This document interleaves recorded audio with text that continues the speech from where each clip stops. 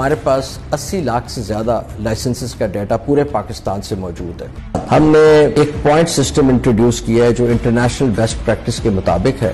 जब भी आपका चालान होगा मोटरवे के ऊपर तो आपके पॉइंट्स उसमें लगा दिए जाएंगे और एक खास लिमिट ज्यादा पॉइंट्स जब आगे क्रॉस हो जाएंगे तो आपका लाइसेंस कैंसिल कर दिया जाएगा।